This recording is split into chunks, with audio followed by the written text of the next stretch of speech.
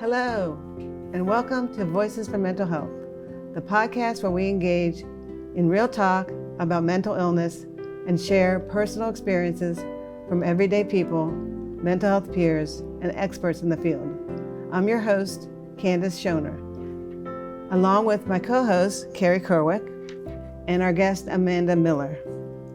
Amanda is a death doula who helps terminally ill patients and their loved ones to navigate end of life through compassion, education, and comfort. Welcome, Amanda, to the podcast. Hi. So nice to meet you guys. It's our pleasure, and we're so glad this is a very important topic and a topic that can be difficult to talk about. Would you agree? Oh, yeah. It's a very taboo topic, and I think that a lot of people just have a hard time starting the conversation, but it's important to have. So glad you said that. Leads to the segue of this great tool that I found, and I know you have a deck as well called the Death Deck. And I thought we'd start this interview in a little bit different way. I've taken some questions from the deck, and why don't you go first and read your question and then how you would answer it? Okay. If you could plan your own celebration of life party, where would it take place and what would be the theme? I have had this conversation with my friends and my sister, I don't know how many times. I want a 90s themed barbecue. I want good music. I want food. I want to be there. Don't do it after the fact. I want to be there to enjoy it with everybody. And I just that's because that's how I want to be remembered. I want to be remembered as being a free spirit and having a good time, and I want to eat good food. I want to have some good barbecue before I go. So I want to come to that end of life service. You can come. Celebration. Yeah. That sounds like a good one. You too. Yeah, I'd celebrate you. Yeah, everybody can come. All right, Carrie, how about you go next? With mine? Yes. Okay. Which of these phrases do you feel is the worst to say to someone after the death of a loved one? A, I know just how you feel. B, they're in a better place now. And C, everything happens for a reason. All the above. I think all of them are the absolute worst. And I've heard them over and over and over again as someone who has lost a loved one. Yep. I hear them all the time. Yeah. And it's not okay. Right, and it's platitudes. We talk about this almost on every podcast. We all go to what's comfortable for us to say and make us feel better and not necessarily the recipient of the situation. Exactly. It's like you feel like you need to say something, so you just kind of stick your hand in the hat and pull something out, and it's the most generic possible thing that you could say. And all of them just, at the time, it might be okay, but then the more the person sits with it, it's like, man, that was really rough. Right. Or God needed another angel. Oh, what? I hate that one. That one's the worst. That should be on here, right? It really that should be on here. Yeah. We can add it later. We could add it, I'm sure we could. And then we could do an E, all of the above. Mm-hmm. Yes. All right, so I picked, and I don't know why, but my memorial plaque. Oh. Fill in the blanks. Here lies blank Candace Schoner, best remembered for hopefully being a good friend and for a sense of humor. I think that's solid. That's solid? Yeah. Okay. We should write that down so I don't forget. Oh, it's already recorded. It's recorded, so you're good. I'm good. I think only two things are not enough to explain you. I appreciate that. You're so much bigger than that. Well. So much bigger. There's a lot that fills in. It's good to have that birth year and the death year. There's so much more to you than that. I like the transition to the birth year, which now let's get into some specific questions. And I'm curious, and I'm sure Carrie is as well, is what made you choose to do what you're doing, to become a death doula? And do you prefer death doula or some other term, end of life doula? Honestly, it just depends on the platform. A lot of times I use end of life care just because it seems to make people more comfortable than saying death doula, because there's obviously a negative connotation around death, and so it's kind of a harder to swallow term. But honestly, whatever people are comfortable with using is fine with me. The reason that I decided to do this, I lost both of my parents very, very quickly. My dad passed away in March of 2020, and then in February of 2022, my mom died. And my dad had a really long journey. He had cancer and had battled for years and years. My mom was diagnosed with cancer and died 2 weeks later. So I really, at that point in my life, recognized like there is a huge gap in the death care industry, and there has to be something where that spot gets filled in, because my sister and I were left kind of confused and scrambling and not really sure what to do. And if it wasn't for the rest of our family stepping in and filling in some of these spots, I don't know what we would have done. And I realized that there's families that don't have that. They don't have that support system, and I wanted to fill in that gap. And so I kind of, did some research. I didn't know that this was a thing, and I had thought, well, maybe I'll go into social work or something. And then I stumbled on this, and I was like, that's it. That's what I'm looking for. Wow. I'm curious, so how did you kind of stumble on it? Did you do Google, like, what do you do when a person dies, or what do you do before a person Well, I death? was looking for specifically some sort of career that focused on helping people that are in the active stages of dying, terminally ill patients. And The human aspect of Right, death. yeah. Where I we did- get the medical aspect covered, right? yeah, I didn't want to Yeah. do medical, that wasn't really me, because, there's hospice and there's palliative care and there's doctors for every specialty that you can imagine. And then there's, the side of it for after you die. There's funeral directors, but there's nobody in between. And so I was kind of looking for something that filled in the gap, and I was like, oh, this is it. That's it. Wow. That's very interesting, because that was sort of one of my next questions is, what you actually do as an end of life care person. And I know you work both with the person who's dying and with the loved ones. Is that correct? Correct. Yes. I do a lot of things to kind of help facilitate healthy conversations between the people that are dying and their families. We can do things as simply as cook a meal, or maybe there's a tough conversation that needs to be had before this person passes away. Right. Sometimes you can kind of fill in as a buffer. Sometimes you're just there to brush hair or paint nails. There's just so many, it's such a multifaceted situation. There's just so many different things that we do for both sides of it. Wow. So is there a training or certification specifically for a death doula? There is. It's not a requirement in the United States, in Yet? Canada, in the United Kingdom yet. Is it Yet. coming up?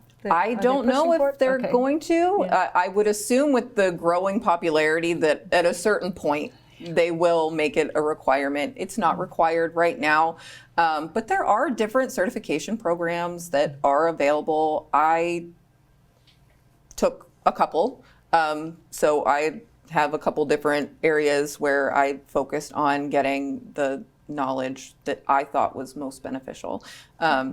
But there's tons of training programs. It's finding one that's reputable is obviously very important, and finding one that's going to, like I said, work for what I wanted to handle was more of like the family side of things. Right. I wanted to make sure that I was focusing on including the whole family, so I wanted to do things that kind of focused on, anticipatory grief and also the bereavement process. But yeah, it's not required yet, but I'm sure at some point they're gonna say, okay, we have to start putting some guidelines on this. Yeah. Are there any misconceptions, I'm sure there are, about what you do, and what comes to mind when I ask you about that? The biggest one is, and I had a conversation with my friend on the way here about this, the biggest misconception is that we help people commit suicide. That's not the case. Well, I can't really say that it's not the case. It's not the case for me. I don't do that. Assisted suicide is not legal in the majority of the United States. In areas where it is legal, the families could absolutely hire an end-of-life doula to be there. But we do not handle anything medical whatsoever. If somebody asks me to give them a Tylenol, I cannot do it. I cannot handle medication of any kind. Unless you're a registered nurse that's also a death doula, you can't handle any type of medication. So that's not something Interesting. that we do. Other misconceptions, that we only work with a dying person. That's also not the case. My big thing is including the whole family, because I want to make sure that everybody really understands what's happening, because death is confusing. Yes, and if you don't know what's going on, it's scary. I got a question for both of you. And this comes from the death deck. Yeah. Uh-oh. And it's basically, what does death mean to you? Do you think it means, I think it means different things to different people, and I thought it was a great question from the deck. That is a great question. It does mean different things to different people. Everybody has their spiritual beliefs. I personally am not a religious person, so I don't really subscribe to the, they're in a better place kind of thing. To me, death is just a transfer of energy. And an analogy that I like to use is we look up at the sky at night and we see stars, right? But when you see the light from that star has already long been burned out. Right.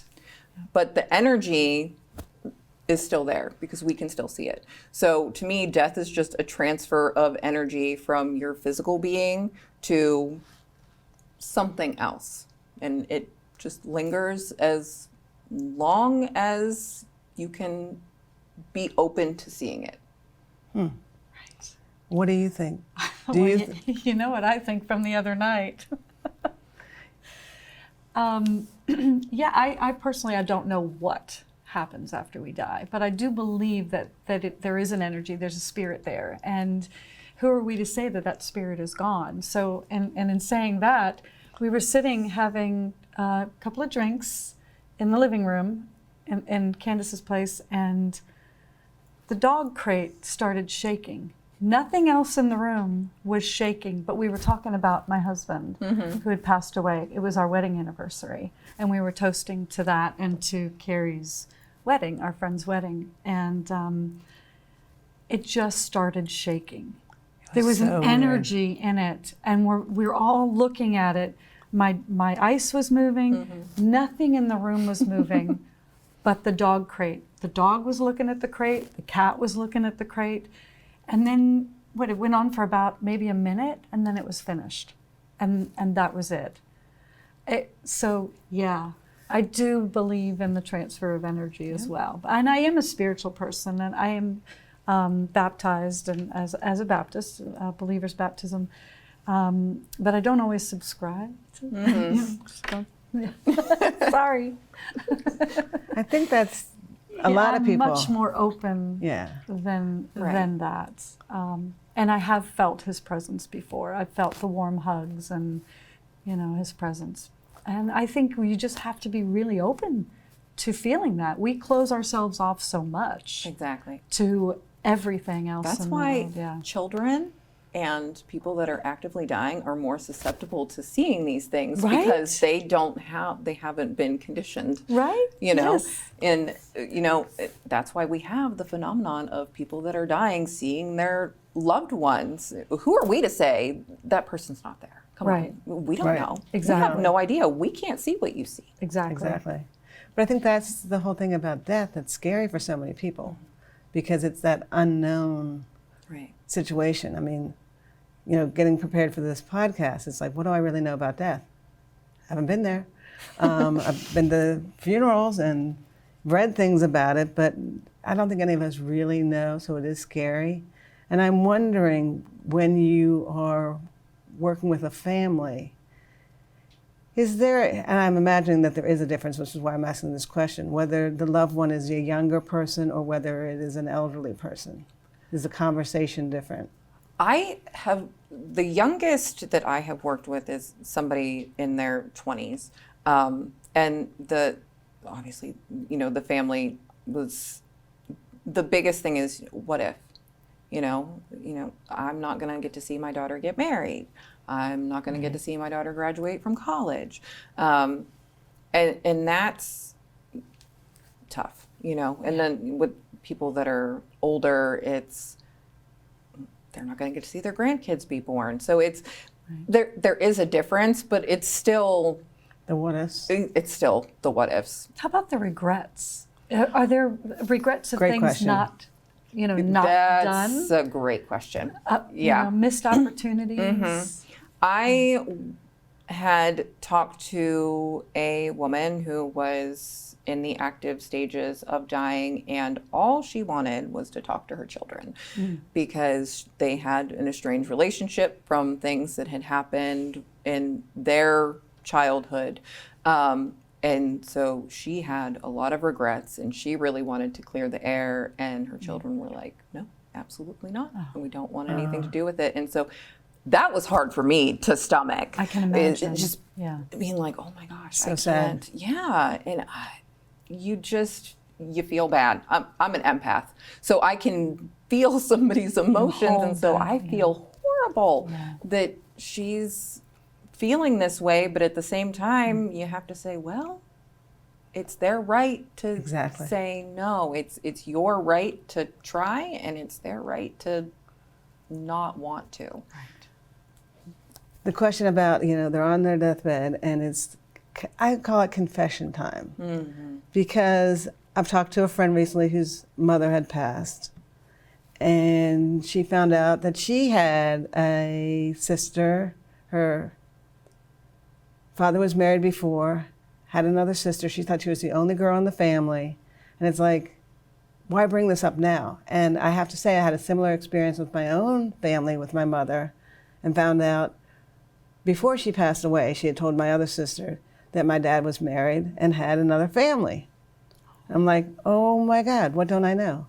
So have you experienced that, the confessions or any of that? Or is this just unique situations? I have not experienced any of that. I would probably just be so shocked to be a fly on the wall in some of those conversations, I'm sure, because I've heard of those things happening. I have not experienced it. And I'm fairly new into this, right? I'm only a little over a year into having my certification. So maybe I don't have all of the depth of experience that some other people have to have. But yeah, I have seen and heard of other people saying, that you'll never believe what we found out. And then I'm just like, tell me, I want to know. Right? I want to know everything. But yeah, no, I haven't. So talking about that, what about your own personal, self-care, and how do you manage your emotional well-being throughout this process? It can't be easy. It's not. I have a really great support system. Okay. I have, a handful of people that I can, talk to, If something's weighing really heavy on me, it's a matter of picking up the phone and making a phone call, and I have somebody that I can kind of let some of that out to. Sometimes I don't want to talk about it. I like to garden a lot. I like to make bread. So I garden and I make bread, and I just have to, I remind myself that, I always say nourish to flourish, because we're all still growing. So I'm doing these things that have a tangible output. I'm growing a vegetable garden, I'm making bread. And to me, those things are, it's tangible growth, right? So it's I like that. physical healing that I can hold into my hands, because I'm putting that energy out into something else, and I'm getting something positive back from it. Absolutely. I love that, nourish to flourish. I do too. I'm going to use that. Thank you. Use it. I think you've got a book there, at least a book title. So too. I'm curious, because you've only been doing this for a year, and I can't remember if we talked about this in the pre-interview, but what were you doing prior to being a end-of-life doula? I am a homeschooling mom. I have 2 children that I homeschool, and I kind of do some I was in the restaurant industry for a long time. I managed a restaurant.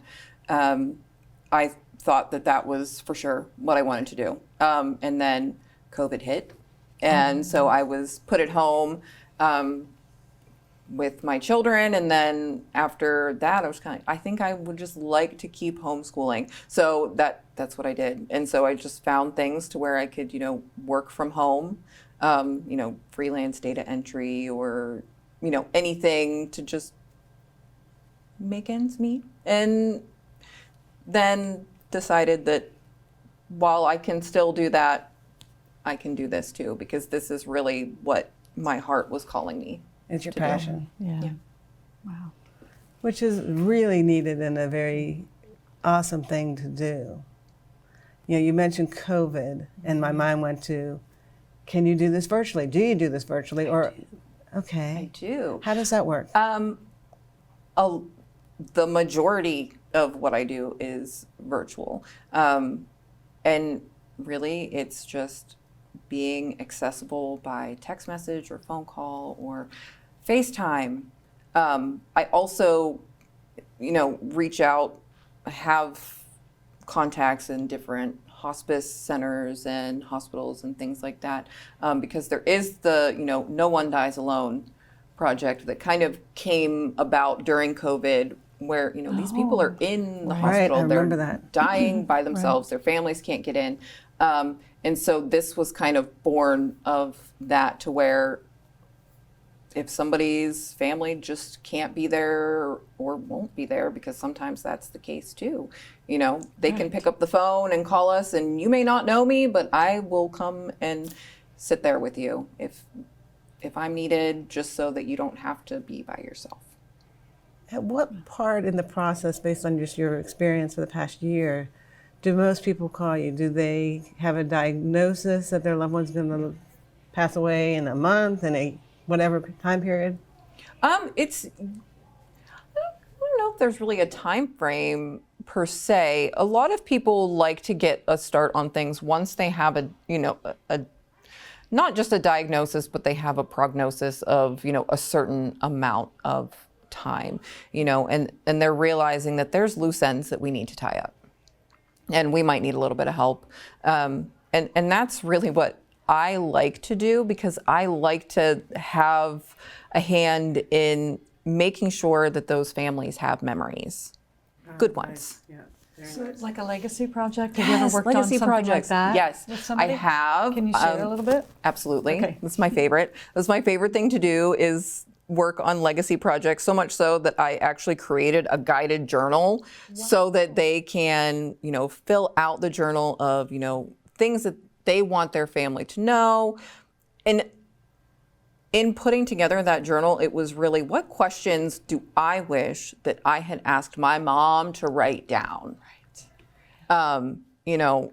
There was still, to this day, I sometimes have to text my sister and say, do you remember this recipe, or what was in it, or do you have it? And she's like, you know what? I think she just made it up. I think she was just winging it. And I'm like, great. Wish we had that written down somewhere, things like that. So Almost fudge. yeah, so exactly. It's things like that I just wish that I had a record of it, just to look back on. Yeah. And also something to give to my kids. And so it turns into something that's a keepsake, I think that, scrapbooking is really good. Videos are probably just the best, because the things that people forget the most are a person's voice and a person's handwriting. Right, the sound of their voice. The sound of the voice is what I was thinking as well. Yeah. I tattooed my husband's handwriting on I my have arm. both of my parents' handwriting tattooed on me, Wow. because I didn't want to forget what their handwriting looked like. And it's a piece of them that's with me all the time. And I have voicemails saved on my phone of my mom, my mom calling to tell me happy birthday and things like that. And just, I didn't intend to save them. They just kind of sat in my inbox for so long. And then I kind of started thinking about it. I was like, I'm going to keep those in there forever. Right. But yeah, I think that the legacy projects are probably just the coolest thing, because not only am I taking pieces of a person's life and making something for their family, I'm getting to experience what their life was like. And so I'm a big believer in, if you want to be remembered, write things down. And so I'm getting to have a hand in that person being remembered forever. Wow. What a gift. Absolutely. That's amazing. And on I that don't note- take it for granted. On that note, we've just got about 2 minutes left of time, and I have to be the timekeeper, I'm afraid. So I wanted to give you an opportunity to say how people could get in touch with you, but I also wanted you to, in the brief time that we have left, to maybe give some advice to our audience members who are listening and this is resonating with them and they're dealing with a loved one that's passing. Sure. I am available on social media. You can find me on Facebook or LinkedIn. Social media, you can find me at Guiding Hand End of Life Care. If this is something that you want to do, absolutely. My biggest piece of advice is to volunteer somewhere first to see if it's something that you can stomach, because a lot of people think that they can, and then they witness the first person dying and realize that they cannot. And I can understand. It's tough. It's tough to watch. But volunteer somewhere first, kind of get your hands in there and see if it's for you. And if it is, find a reputable place to get training from. Don't go into this blindly, because there are a lot of things about this that you really don't think about until it's presented to you. And what would you tell someone who is struggling with a loved one now who has a terminal diagnosis, in order to help them to kind of prepare for grief, if that's possible? You can never prepare for grief. You never know how it's going to hit you until it does. So you can never be prepared. The only thing that I can say is just be there. Hold a hand, give a hug, do whatever you feel like is going to make those last days, minutes, hours, whatever you think is going to make that memory for you, make that happen. Presence. Be present, yeah. Yes, absolutely. Amanda, thank you so much for being here with Voices for Mental Health. It's been a pleasure talking to you. Very insightful conversation, and I hope that this will promote more conversations at home. Yeah, I hope so too. Thank you so much for having me. Thank you for joining us. And to all those out there listening or watching this podcast, remember, you are not alone.